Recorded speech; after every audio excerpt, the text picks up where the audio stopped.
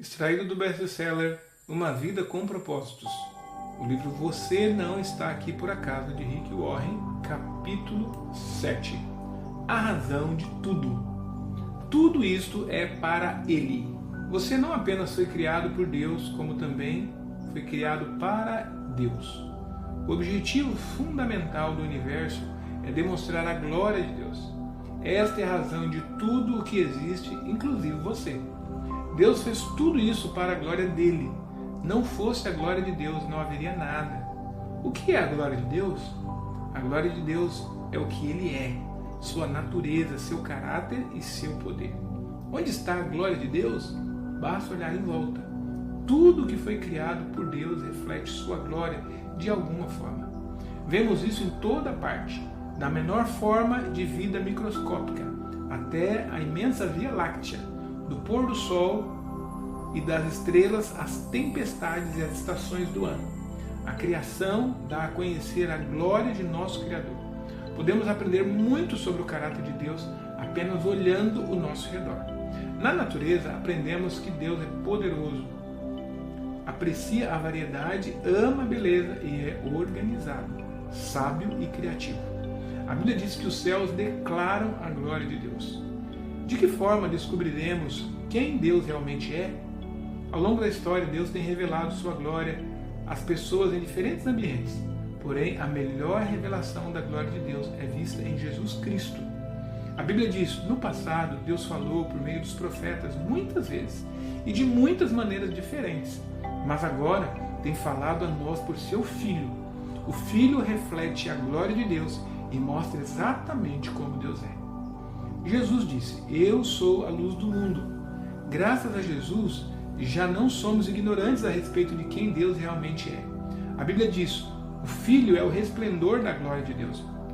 Há muitas revelações a respeito de Deus que jamais conheceríamos se Jesus não tivesse vindo a essa terra. Jesus veio à terra de modo que pudéssemos entender completamente a glória de Deus. A Bíblia diz, aquele que é a palavra tornou-se carne e viveu entre nós. Vimos a sua glória cheia de graça e de verdade. Como seres humanos criados por Deus, somos instruídos para reconhecer sua glória, honrar sua glória, declarar sua glória, louvar sua glória, refletir sua glória e viver por sua glória. E por que isto? Porque Deus merece. Nós lhe devemos toda a honra que pudermos dar. Uma vez que Deus fez todas as coisas, Ele merece toda a glória. A Bíblia diz, tu, Senhor e Deus nosso, és digno de receber a glória, a honra e o poder, porque criaste todas as coisas. Em todo o universo, somente duas das criações de Deus falham em glorificá-lo. Anjos caídos, que são os demônios, e nós, pessoas. Não damos a Deus sua devida glória, e é o que chamamos de pecado. Todo pecado, basicamente, consiste na incapacidade de dar glória a Deus, ou seja, amando qualquer outra coisa mais do que a Deus. Recusar-se a dar glória a Deus é rebelião e arrogância, e foi esse pecado que causou a queda de Satanás, bem como também a nossa. De formas diferentes, todos já vivemos para a nossa glória, e não a glória de Deus. A Bíblia diz, pois todos pecaram e estão destituídos da glória de Deus. Nenhum de nós tem dado a glória toda, nenhum de nós tem dado a Deus toda a glória que Ele merece. Este é o pior pecado e o maior engano que somos capazes de cometer. Entretanto, viver para a glória dele é a maior realização que podemos alcançar em nossa vida. Deus diz, todos eles são o meu próprio povo. Eu os criei e lhes dei vida a fim de que mostrem a minha grandeza. Logo, esse deve ser o objetivo supremo de nossa vida. Jesus disse ao Pai, o Senhor criou todas as coisas para os seus próprios propósitos. Jesus glorificou a Deus cumprindo o seu propósito na terra. Nós honramos a Deus da mesma forma. Qualquer coisa na criação glorifica a Deus quando cumpre o seu propósito. Os pássaros glorificam a Deus ao voar, gorjear, fazer um ninho e ao realizar outras atividades próprias dos pássaros, conforme os planos de Deus. Mesmo uma humilde formiga dá glória a Deus quando cumpre o propósito para o qual foi criada. Deus fez as formigas para serem formigas e fez você para ser você. Ireneu disse, a glória de Deus é um ser humano em plenitude de vida. O livro Uma Vida com Propósitos explica em detalhes como cumprir os 5 propósitos de Deus para a sua vida. Espero que obtenha um exemplar e que o leia. Mas por enquanto vejamos em linhas gerais quais são eles. Primeiro, damos glória a Deus ao adorá-lo. O primeiro propósito de sua vida é a adoração. Ela é a maior responsabilidade que temos na terra. A Bíblia diz: algumas dessas pessoas perderam a coisa mais importante da vida. Elas não conhecem a Deus. Você pode conhecer muitas coisas de modo profundo, mas se não conhecer a Deus pessoalmente, estará ignorando o principal motivo de sua criação. Adorar é muito mais que louvar, cantar e orar a Deus. É um estilo de vida que compreende apreciar a Deus, amá-lo e nos doar para sermos usados em seus propósitos. Nós o adoramos ao apreciá-lo. C.S. Lewis disse: ao nos orientar para adorá-lo, Deus está nos convidando a apreciá-lo. Deus deseja que nossa adoração seja motivada por amor, ação de graças e alegria, não que seja imposta. Quando você usa a sua vida para a glória de Deus, tudo o que faz pode se tornar um ato de adoração. A Bíblia diz: usem o seu corpo inteiro como instrumento para fazer o que é justo, para a glória de Deus. Se você não começar a cumprir esse propósito, jamais será capaz de cumprir os outros 4 propósitos.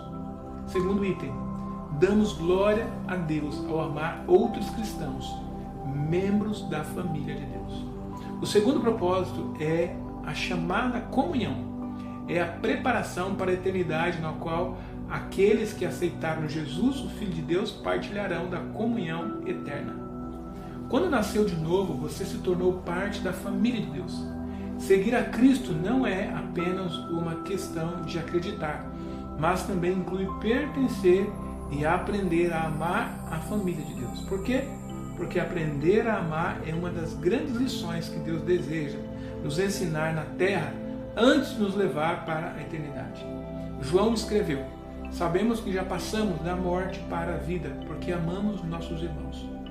Paulo disse: aceitem-se uns aos outros da mesma forma que Cristo os aceitou, a fim de que vocês glorifiquem a Deus. É sua responsabilidade aprender a amar como Deus ama, porque Deus é amor. Isto confere honra a Ele. Porque isso é essencial que sua igreja seja sua família espiritual. É impossível cumprir o segundo propósito de Deus sozinho. Ele nos criou com a necessidade de nos relacionar com outras pessoas. Jesus disse que esta é a prova de que realmente o conhecemos. Amem-se uns aos outros como eu os amei. Vocês devem amar-se uns aos outros. Terceiro ponto. Damos glórias a Deus ao nos tornar como Cristo. Uma vez que tenhamos nascido na família de Deus, Ele quer que prossigamos crescendo até a maturidade espiritual. E o que seria isto? Maturidade espiritual é nos tornar como Jesus na forma de pensar, de sentir e de agir. Quanto mais você desenvolver o caráter cristão, mais dará glória a Deus. A Bíblia diz: à medida que o Espírito do Senhor trabalha em nós, tornamos-nos mais e mais semelhantes a Ele e refletimos a sua glória ainda mais. Quando aceitou Jesus como o administrador ou Senhor de sua vida, Deus lhe deu uma nova vida e nova natureza. Agora, pelo resto de sua vida sobre a terra, Deus quer dar continuidade ao processo de transformação de sua personalidade. A Bíblia diz que vocês estejam sempre cheios do fruto da salvação de vocês. Aquelas coisas boas produzidas na sua vida por Jesus Cristo, pois isso trará muita glória e louvor a Deus. Deus usa vários instrumentos, pessoas, a Bíblia, circunstâncias, o tempo, para desenvolvê-lo espiritualmente e prepará-lo para a eternidade. O quarto item, damos glória a Deus servindo a outras pessoas com nossos dons. Esta é outra prática para a eternidade. No céu, nos regozijaremos ao servir a Deus. Por isso, um dos motivos de tê-lo colocado na terra foi dar-lhe tempo para que você se aperfeiçoasse nisso. Obviamente, a única maneira de servir a um Deus que você não pode enxergar é servir as pessoas que você enxerga. Para tanto, Deus lhe deu alguns talentos. Cada um de nós foi exclusivamente planejado por Deus com talentos, dons, capacidades e habilidades que nos permitem servir aos outros e assim servir a Deus. A Bíblia refere-se ao quarto propósito, servir aos outros como ministério. Ao contrário do que normalmente se pensa, Deus atribuiu a cada pessoa um ministério ou segmento de trabalho. O modo de se relacionar aos outros não é um acidente. Deus não lhe deu suas habilidades para propósitos egoístas. Elas lhe foram concedidas para beneficiar outras pessoas, assim como outros receberam habilidades para o seu benefício. A Bíblia diz: Deus concebeu dons a cada um de vocês, dentre a sua grande variedade de dons espirituais. Administrem-nos bem para que a generosidade de Deus flua por meio de vocês. Vocês são chamados para ajudar aos outros? Ajudem com toda a força e energia com que Deus lhes supre. O quinto item: damos glória a Deus falando dele a outras pessoas. Deus não quer que seu amor e propósitos sejam mantidos em segredo. Uma vez que tenhamos conhecido a verdade, Ele espera que a partilhemos com os outros. Este é um enorme privilégio: apresentar Jesus a outras pessoas, ajudando-as a descobrir seu propósito e preparando-as para seu destino eterno. A Bíblia diz que à medida que a graça de Deus trouxer mais e mais pessoas para Cristo, Deus receberá mais e mais glória. Viver o resto de sua vida para a glória de Deus exigirá uma mudança em suas prioridades, seus compromissos, seus relacionamentos e tudo mais. E algumas vezes significará pegar o caminho mais difícil em vez do mais fácil. Até mesmo Jesus teve dificuldades com isso. Consciente de que estava para ser crucificado, ele clamou: minha alma está perturbada. E será que devo dizer: Pai, livra-me desta hora?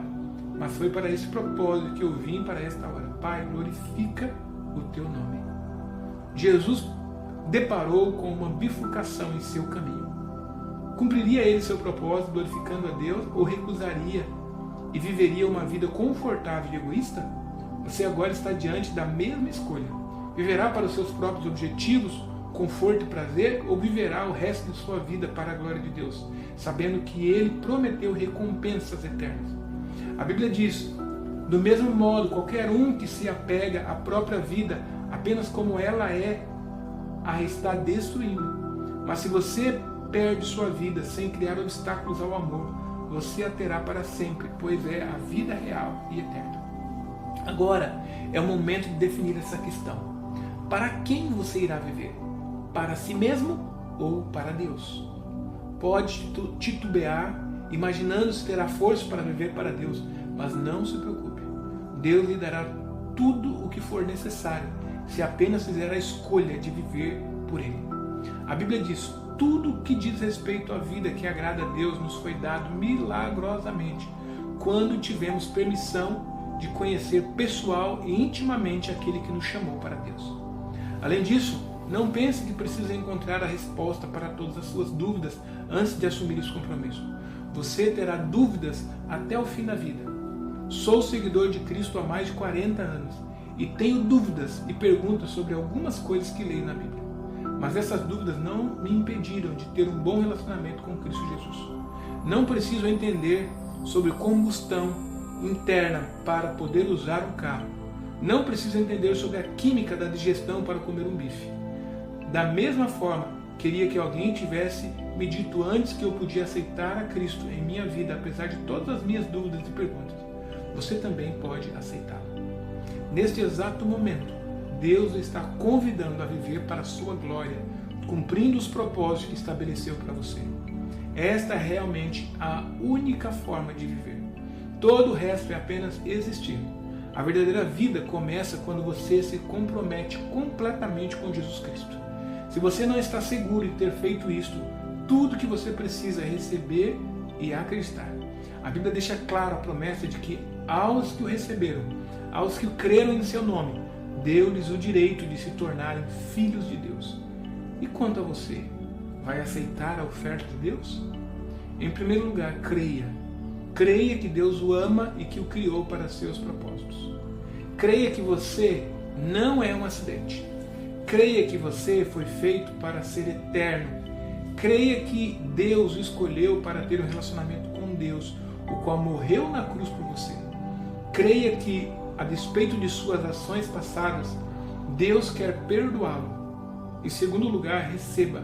Receba Jesus em sua vida como seu Senhor, administrador, chefe, aquele que comanda, e também seu Salvador, aquele que morreu para pagar a culpa por todos os erros que você cometeu.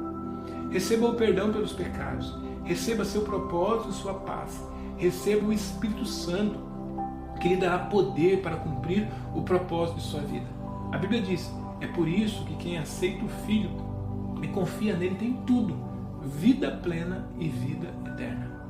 Onde quer que esteja lendo este trecho, ou esteja ouvindo, convido a inclinar a cabeça e a fazer em voz baixa a oração que mudará a sua eternidade.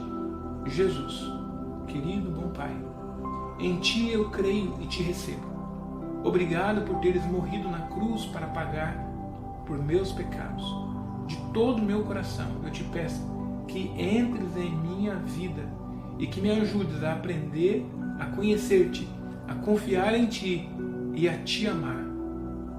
Assim, siga em frente. Se fez essa oração com sinceridade, meus parabéns. Bem-vindo à família de Deus. Você agora está pronto para descobrir e começar a viver o propósito de Deus para a sua vida. Recomendo enfaticamente que conte a alguém sobre isso, pois precisará de apoio. Gostaríamos de ouvir seu testemunho de vida após a leitura deste livro.